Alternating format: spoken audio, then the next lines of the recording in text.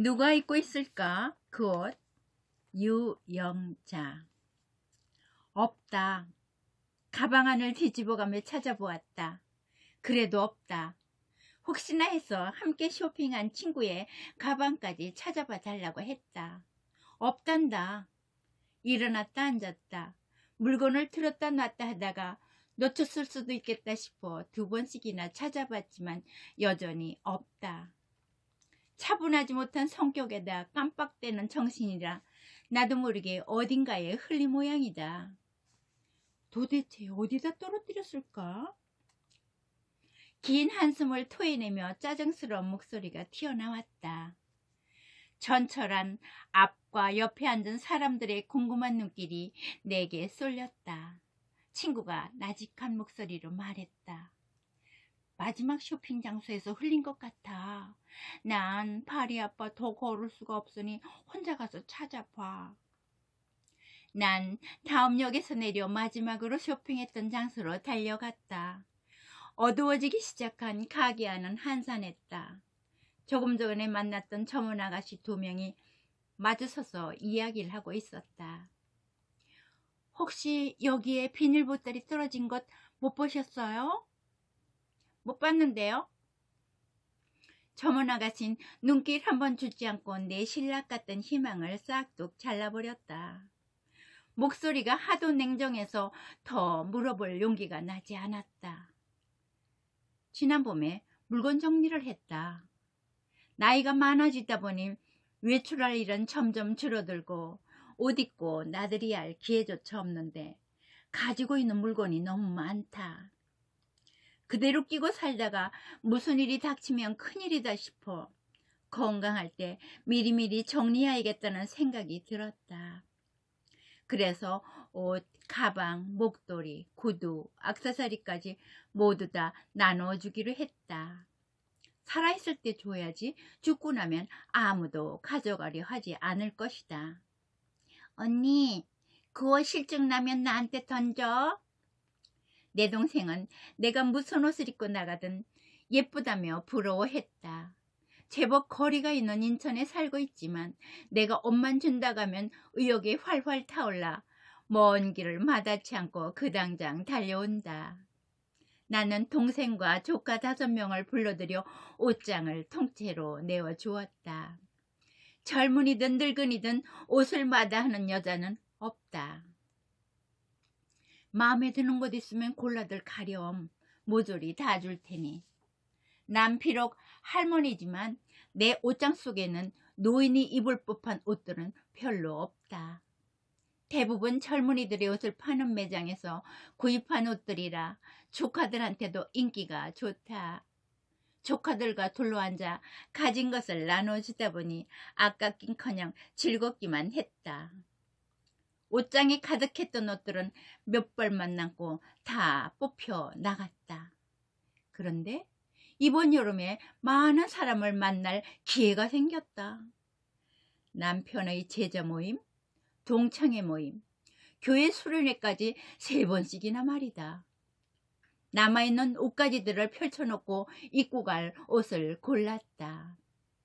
오래된 옷들뿐이라 마땅한 것이 없었다. 그 중에서 가장 괜찮은 옷을 골라 입고 거울을 들여다보다가 깜짝 놀랐다. 나도 늙고 옷도 늙어서 꼭 호미만 들면 밭에 김매로 가는 할매 모습이지 뭔가. 난 아직까지도 남들 앞에서 예쁘게 보이고 싶은 마음을 포기하지 못했다. 이 마음만은 도무지 늙지를 않는다. 특히 후지근한 모습으로 남편과 동행하는 게 싫다. 잘룩한 허리는 사라졌지만 옷만 잘 갖춰 입으면 한결 젊고 생기 있게 보인다. 결국 난 새 옷을 사 입기로 했다. 이튿날 내 친구 중에서 가장 세련된 안목을 가진 친구를 끌고 남대문 시장에 갔다. 제일 먼저 실버 코너인 노인 의류 매장으로 들어갔다. 하나같이 색깔이 칙칙하고 디자인도 마음에 안 들었다. 젊은이들 옷은 예쁜 거 천지인데 노인들 옷은 왜 이렇게 시시한 거야? 친구와 난 남대문시장 맨 위층서부터 한 층씩 내려며 옷을 구경했다. 눈길 닿는 곳곳이 온 옷천지건만 그 많은 옷 중에 이거다 싶은 옷을 찾을 수가 없었다. 여기서 못 건지면 어쩌지? 비싸도 백화점에 가봐야 하나? 라고 생각하며 지하로 내려갔다. 지하엔 옷뿐 아니라 아기자기한 생활용품도 팔고 있었다. 견물생심이 발동하여 목욕 타올, 수건, 행주, 수세미, 슬리퍼를 샀다. 친구는 수익 코너에서 박하사탕, 땅콩, 초콜릿, 과자를 샀다. 제법 무거웠다. 며칠 전 백내장 수술을 받은 친구는 아직 완전한 회복한 상태가 아니라 무거운 물건을 들면 안 된다고 했다. 그래서 내가 친구의 짐까지 챙겨 가방에 넣고 어깨에 맸다. 그리고 다른 상품을 구경하고 있는데 문득 코너 상점에 걸려있는 옷이 눈에 확 띄었다. 아, 바로 저거다. 가게 앞으로 이끌리듯 다가갔다. 흰색 바탕에 파란색 줄무늬의 긴 브라우스와 꽃무늬 원피스였다. 난 짐을 바닥에 내려놓고 브라우스를 빤히 쳐다보았다. 그거 정말 좋아 보인다. 친구가 말했다. 주인이 반쯤 남은 커피잔을 내려놓고 우리를 반겼다. 이 옷은 샤넬과 똑같은 디자인에다 이태리산 원단을 사용해서 고급스럽고 아주 세련돼 보이지요. 주인은 어느새 마네킹에서 옷을 벗겨 양손에 들고 빵긋 웃고 있었다.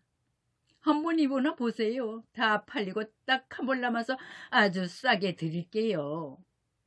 입어보니 잘 어울렸다. 아주 멋지네요. 몸에도 딱 맞고. 누가 할머니라고 하겠어요? 날 거울 앞에 세워놓고 엄지손가락을 치켜세우며 칭찬을 아끼지 않았다. 옷 칭찬은 언제 들어도 기분이 좋다. 멋있네. 사. 친구까지 부추겼다. 난 2가지 옷을 다 사기로 했다. 50%나 할인된 가격이었지만 그래도 거금이었다. 내가 계산하는 동안 친구는 어느새 속옷 가게로 자리를 옮겨 팬티와 러닝샷을 고르고 있었다. 레이스가 달리고 화사한 속옷을 보니 나도 사고 싶었다. 사실 그동안 속옷엔 신경을 잘 안 썼다. 고무줄이 느슨해진 것도 레이스가 조금 떨어져 나간 것도 아랑곳하지 않고 잘 입고 다녔다. 그런데 문득 외출할 때 낡은 속옷은 입지 말아야 되겠다는 생각이 들었다. 밖에 돌아다니다가 무슨 일이 생길지 모른다. 행동이 민첩하지 못하고 굼떠서 교통사고가 날 수도 있고 심하게 넘어져 응급실에 실려갈 수도 있다. 그럴 때 엉망인 팬티를 입고 있는 걸 들켜버리면 얼마나 부끄럽고 창피할까? 자녀들이 보면 얼마나 민망해하고 슬퍼할까? 갑자기 마음이 급해져 당장 속옷을 새 것으로 다 바꾸기로 했다.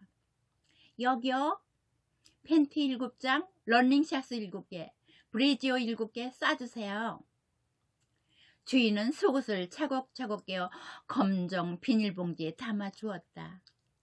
이것저것 사다 보니 올망졸망한 보따리들이 내 양팔에 주렁주렁 매달렸다. 밖으로 나오니 숨이 턱턱 막히는 더위가 확 달려들었다. 그런데도 시장통을 통과하지 못하고 가게마다 들어가 한참씩 구경을 했다. 전철을 타고 나서야 섞여 있는 집을 모두 꺼내 놓고 서로 나누기 시작했다.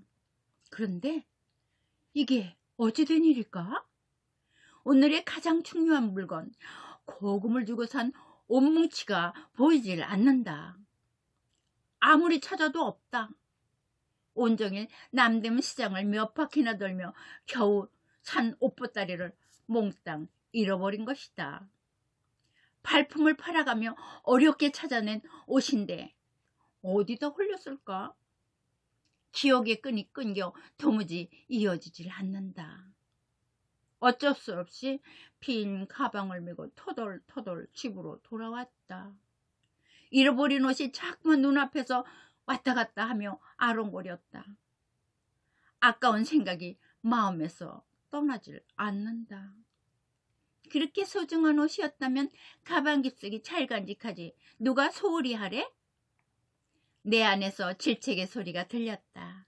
그때 까똑하고 핸드폰에 문자가 들어왔다. 친구한테서 온 문자였다. 그 옷 나 때문에 잃어버린 것 같아 미안해. 누군가 보관하고 있을지 모르니까 내일 다시 찾으러 가봐. 어느 가게에 흘린 것 같아. 이튿날 기대를 갖고 남대문 시장을 찾았다. 어제 발길을 멈췄던 가게마다 찾아다니며 간절한 마음으로 물어보았다.